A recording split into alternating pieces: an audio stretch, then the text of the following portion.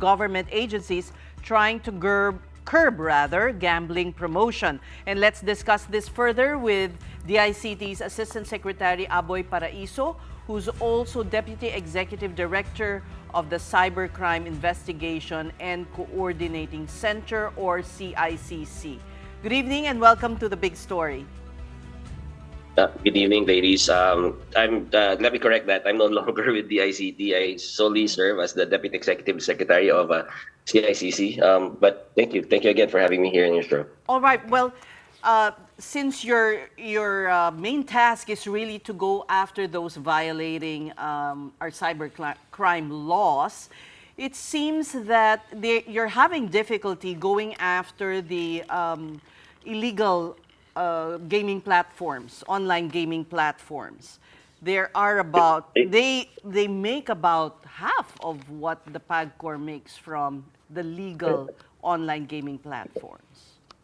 Well, it's not about the difficulty of trying to go after them. I cannot really because again, they're valid license holders, and unless there's a new law that would prohibit no, I was referring totally to the illegal ones, those that use Oh, IP addresses outside the country.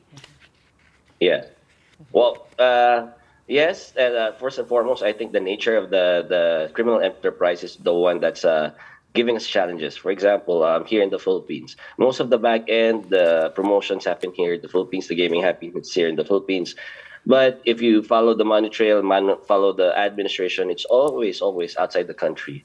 So that is the thing that stomps us when it comes to going after these illegal online gaming platforms. But there are still some that operations, everything is in house here in the Philippines.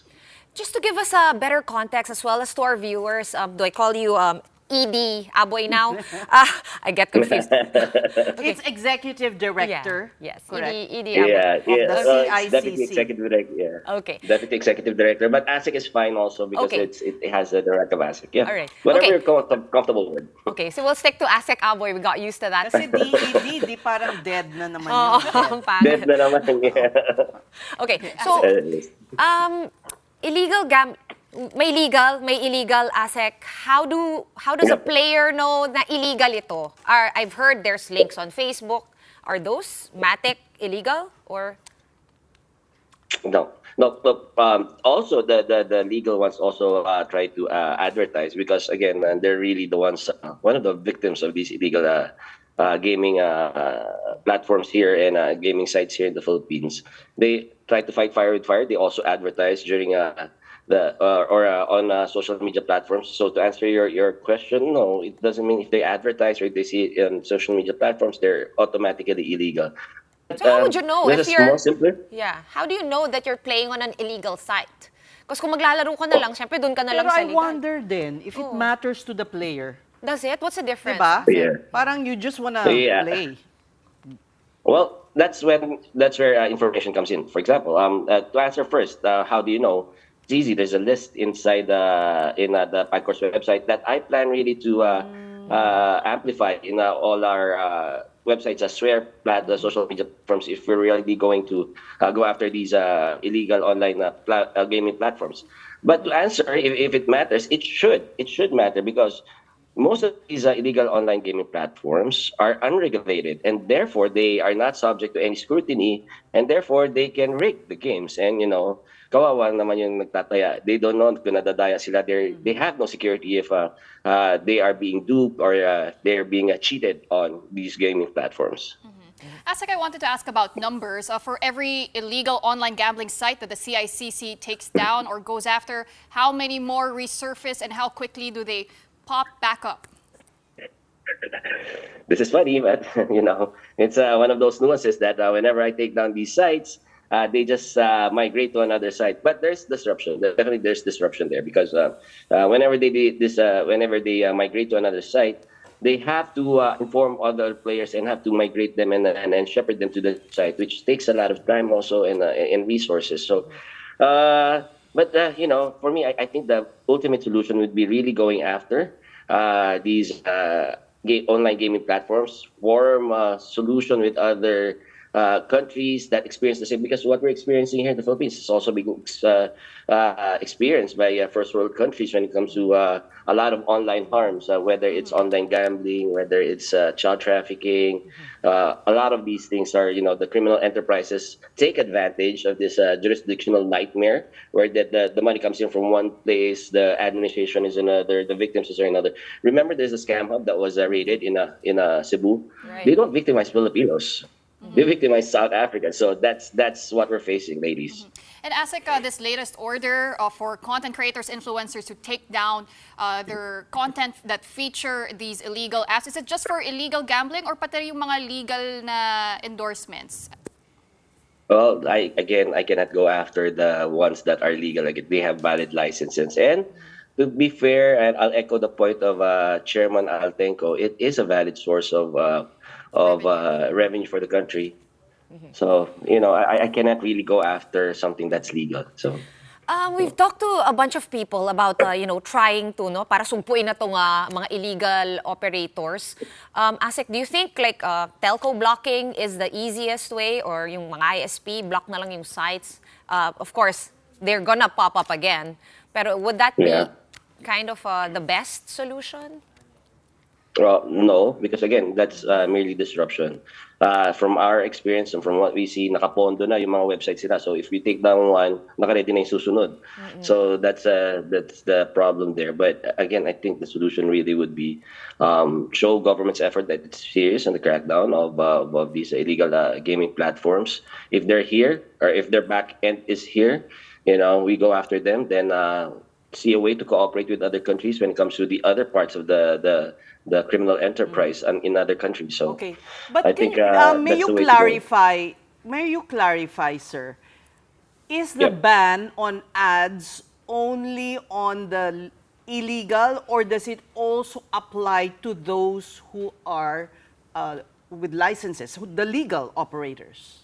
May you clarify? I think it's only with the illegal platforms. Like I said, there's we have no jurisdiction over things that are granted permits and licenses by our own government, and And ASEC, these such as these. But I do websites. Go ahead. understand that the chairman, PAGCOR chairman Altenco wants, is cognizant of the social cost, and so there Yes. will continue to be players even if you don't advertise. Yes, first and foremost, I do agree and share the observation and position of Chairman Altenco. We recognize the social ills, the social cost that gambling per se, not just illegal gambling, but gambling per se poses to the country. But again, it's a balancing of interest when it comes to revenue generation and social ills. That's why I think it's important that we really enforce these mechanisms. For example, strengthen know your client when it comes to the legal ones. I don't think we'll have a problem with the legal franchise holders of gaming platforms. So a strengthened KYC, a strengthened restriction when it comes to children going into their platforms, and whatever other regulation the government deems it necessary later on. So I think it's easier there. But again, the challenge is the more accessible ones, the ones that really do the social harms and ills, are the illegal ones. And tell us about the kind of content that's available on social media featuring illegal gaming operators. Marami ba talaga? Well, yes, because halo-halo na eh. It's a mix of traditional casino games, traditional games that, for example, may pusoy, may madjo. Minsan nga, inanay ko, kailangan pigilan eh. So these are the types of games, and there's a variety of them, and it makes it more appealing to the gamers in their country. So kung di nila tinanggal yung content nila by the weekend, ASEC, what's going to happen to them? Legal action, I know, but exactly what? So we're talking about the influencers. So Yes. since last week, nakikiusap ako. I was pleading to them to stop it because, I think they are cognizant and they are aware. Ano yung kasamaan ho nung pagpo-promote nito, and the accessibility of the platforms themselves dito sa mga kabataan. In fact, I think tinatarget talaga nila yung mga bata. because that's the majority of their followings.